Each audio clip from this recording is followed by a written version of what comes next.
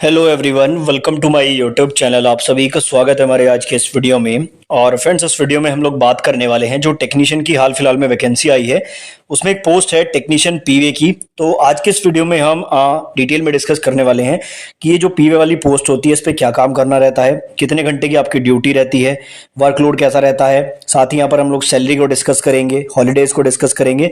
मतलब कि इस छोटे से वीडियो में आपको सारी जानकारी मिल जाएगी जो भी इस पोस्ट के रिगार्डिंग आप जानना चाहते हैं। दोस्तों, आज हम बात करने वाले हैं आरपीएफ कांस्टेबल की तैयारी करने के लिए बेस्ट बुक की, जो चक्षु प्रकाशन की तरफ से आती है। देखिए, इस बुक में आपको स्टडी गाइड के रूप में 2000 से ज्यादा एमसीक्यू क्वेश्चन, साथ में 5 सॉल्व पेपर भी देखने को मिल जाते हैं। अगर बात करें यहाँ पर सब्जेक्ट्स की, तो सामान्य ज्ञान, मैथमेटिक्स, रीजनिंग, सारी चीजें इसमें बहुत अच्छे से कवर की गई हैं। सभी क्वेश्चंस आपको विद सॉल्यूशन देखने को मिल जाते हैं। इसके साथ ही आप लोग चाहें तो चक्षु प्रकाशन का कॉम्बो पैक भी ले सकते हैं, जिसमें आपको स्टडी गाइड के साथ साथ प्रैक्टिस बुक और साथ में यहाँ पर 3 बुक और मिलती हैं, जिसमें 6-6 हजार से ज्यादा एमसीक्यू क्वेश्चन आपको देखने को मिलते हैं, जो रीजनिंग, मैथमेटिक्स और सामान्य अध्ययन के लिए आपको मिल जाती है। इन सभी का डायरेक्ट लिंक मैं डिस्क्रिप्शन में दे दूंगा, या फिर आप नजदीकी बुक स्टोर से भी इनको परचेज कर सकते हैं। अब बात करते हैं हम लोग टेक्नीशियन पीवे की। हम लोग बात करते हैं सबसे पहले कि जो ये पीवे की जॉब है टेक्नीशियन की, इसमें काम क्या करना रहता है। जैसा इसके नाम से पता लगता है, पीवे यानी कि परमानेंट वे।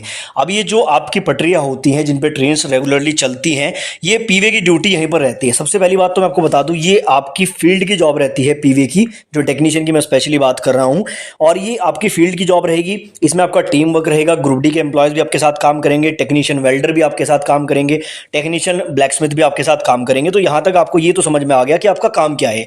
ये जो पटरियां लगी हुई हैं, ये पटरियों की देखरेख, इसमें कोई कमी है तो उसको दूर करना, इनकी मेंटेनेंस करना, नीचे स्लीपर्स होते हैं ये सारी चीजें देखनी, बैलास्ट जो होते हैं वो, और ये जो आपकी रेल्स होती हैं इनका लेवल चेक करना। यानी कि देखो, ये जो पटरियां लगी हुई हैं, इन पटरियों में कोई भी मान लो दिक्कत आती है। जैसे मैं आपको एक फोटो दिखा देता हूं, यहां पर मान लो कि कोई पटरी में इस तरह से क्रैक आ गया, ठीक है। अब यहां पर इस क्रैक को केवल पीवे रिपेयर नहीं करेगा, इसमें ग्रुप डी एम्प्लॉयज भी काम करेंगे, इसमें आपके जो सुपरवाइजर होंगे एसएससी और जो जेई है उनका भी काम रहेगा, इसमें टेक्नीशियन वेल्डर का भी काम रहेगा, इसमें टेक्नीशियन ब्लैकस्मिथ का भी काम रहेगा। तो ये बेसिकली इस तरह से टीम वर्क रहता है। अब जैसे ये है आपका, अब ये पटरी कितनी यहाँ से काटनी है, इसकी यहाँ पर मेजरिंग करना, ये काम होगा आपका टेक्नीशियन पीवे का।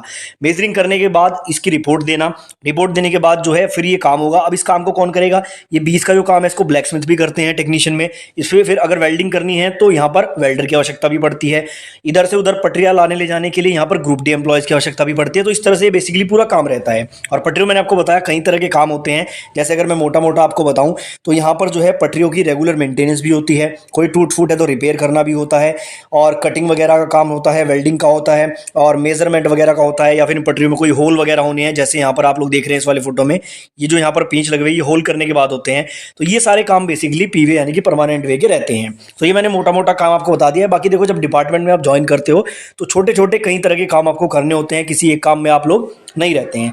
अब यहाँ पर बात करते हैं कुछ मेन पॉइंट्स की। सबसे पहले तो यहाँ पर जो आपकी ड्यूटी होती है वो बहुत ही कम रहती है, क्योंकि देखो, ये जो पटरियां होती हैं, जो परमानेंट वे होता है, यहाँ पर रेगुलर ट्रेन चलते हैं, वहाँ पे ब्लॉक लेना पड़ता है, ठीक है। तो जो ब्लॉक मिलता है वो 2 से 3 घंटे का ब्लॉक, इन द सेंस कि वहां पर उस टाइम तक कोई ट्रेन नहीं आएगी। तो 2-3 घंटे या मैक्सिमम 4-5 घंटे का ब्लॉक मान लिया आपको मिलता है, उसी में आपको काम करना रहता है। उसके अलावा आपका कोई मेजर रूल नहीं रहता है। तो काम यहाँ पर ज़्यादा, आप कह सकते हैं कि ज़्यादा हैवी वर्कलोड वाला नहीं है।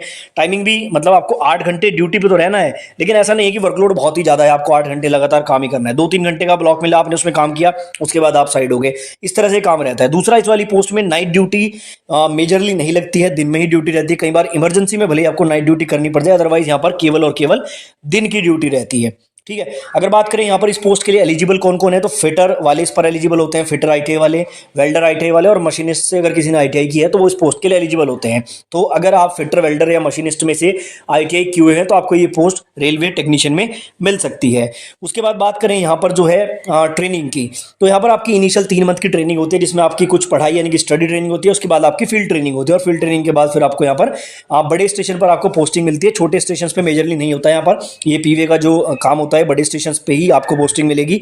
काम मैंने आपको बता दिया है, पटरी की रिपेयर मेंटेनेंस करना, ठीक है, और मेजरमेंट करना, लेवलिंग करना, कटिंग वगैरह, होल वगैरह बनाना, ये सारे काम आपके रहते हैं। ब्लॉक टाइम में आपको काम करना रहता है, और अगर कहीं स्लीपर निकले हुए हैं तो उसको लेवल करके जांच करके लगाना, इस तरह के आपके काम रहते हैं। अगर मैं बताऊं इसमें आपके सुपरवाइजर कौन होंगे, तो जेई और एसएससी जो होंगे पीवे के, वो आपके सुपरवाइजर होंगे। मेनली आपके ऊपर जो है आपके जेई होते हैं, उनके ऊपर फिर एसएससी यानी कि सीनियर सेक्शन इंजीनियर होते हैं पीवे डिपार्टमेंट के। 8 घंटे की मेजरली ड्यूटी रहती है। कई बार आपको इमरजेंसी में काम करना पड़ सकता है, बट नॉर्मली आपकी दिन की 8 घंटे की ड्यूटी रहती है।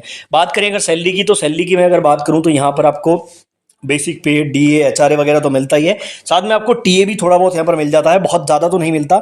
जैसे ट्रैक मशीन को बहुत ज़्यादा टीए मिलता है, ट्रैवलिंग अलाउंस इतना ज़्यादा तो नहीं मिलता, लेकिन नॉर्मल आपको यहाँ पर टीए भी मिल जाता है। तो अगर बात करें सैलरी की, तो सैलरी यहाँ पर मॉडरेट रेंज में रहती है, ना ही बहुत कम है इस वाली पोस्ट की और ना ही बहुत ज़्यादा है।